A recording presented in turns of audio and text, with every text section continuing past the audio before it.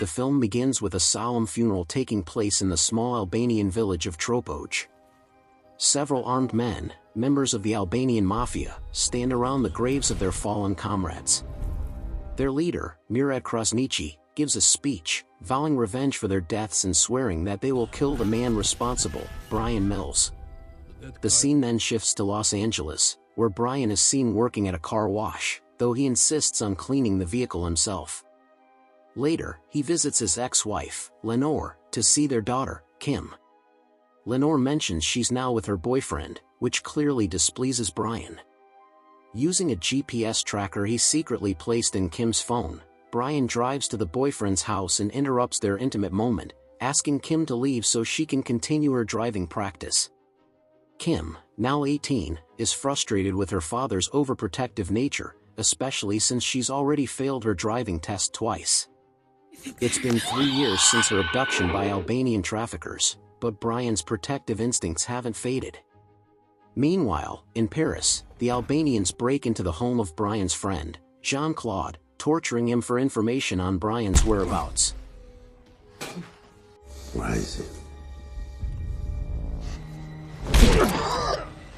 Jean-Claude, however, knows nothing. The gang later discovers that Bryan will soon be traveling to Istanbul for personal reasons.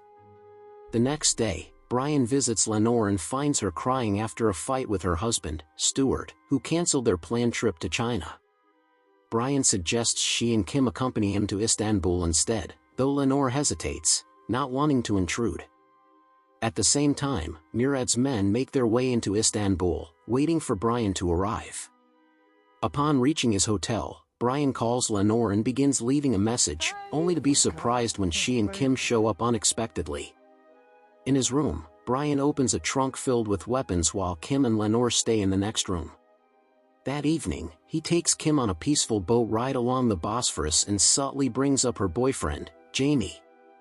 When he asks if she loves him, she admits she's not sure. She recalls how her mother once described her relationship with Bryan as magical before she was born. The following day, Kim goes off to explore while Bryan and Lenore take a taxi ride through the city. Suddenly, Bryan senses danger. He orders the driver to take a different route and instructs Lenore to return to the hotel for safety. She jumps out of the car and runs, while Bryan commandeers the vehicle. He tries to call Kim, but she's swimming in the hotel pool and doesn't hear the phone. Lenore, meanwhile, is cornered by Murad's men. Bryan fights off several attackers but is forced to surrender when they capture Lenore.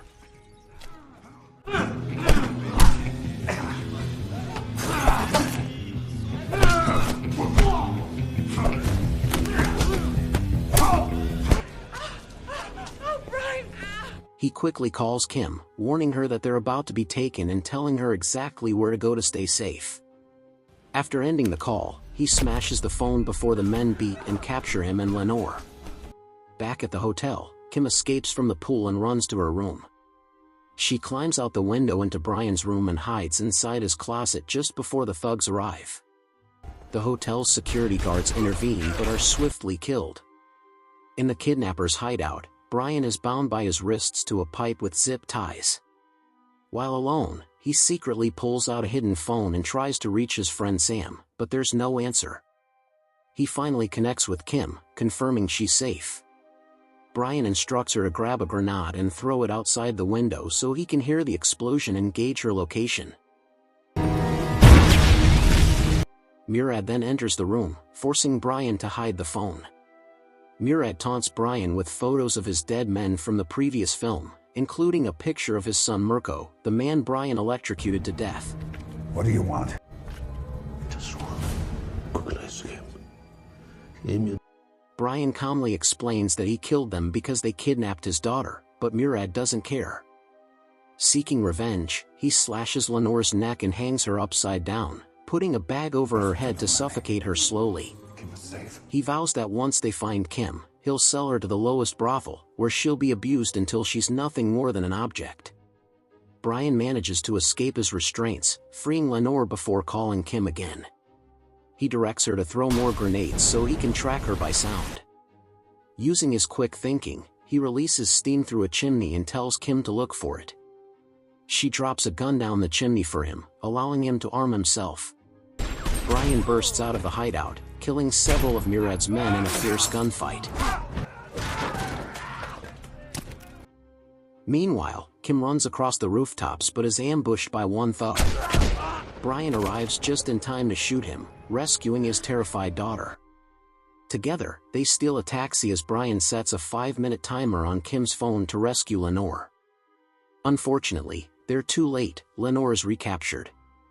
Bryan has Kim drive the taxi through the crowded streets while they're chased by the gang. He instructs her to head for the American embassy.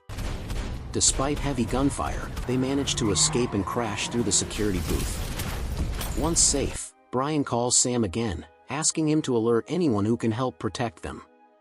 He reassures Kim that she'll be safe at the embassy and promises to find her mother. Bryan then tracks down Murad's new hideout and storms the building. He eliminates more of Murad's men, engaging in a brutal fight with one of the thugs before finally shooting him.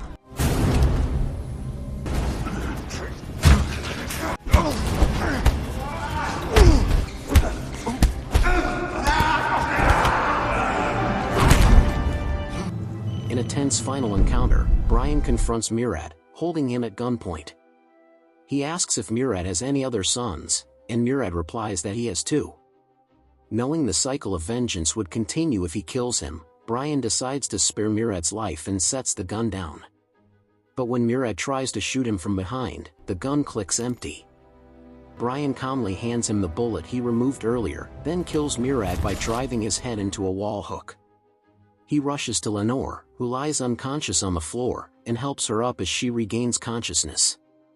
They embrace tightly, finally safe. 3 weeks later, Kim takes her driving test again and finally passes. Bryan congratulates her with a proud hug. She invites him and Lenore to celebrate at an ice cream shop. When the waitress brings 4 sundaes, Kim's boyfriend Jamie appears.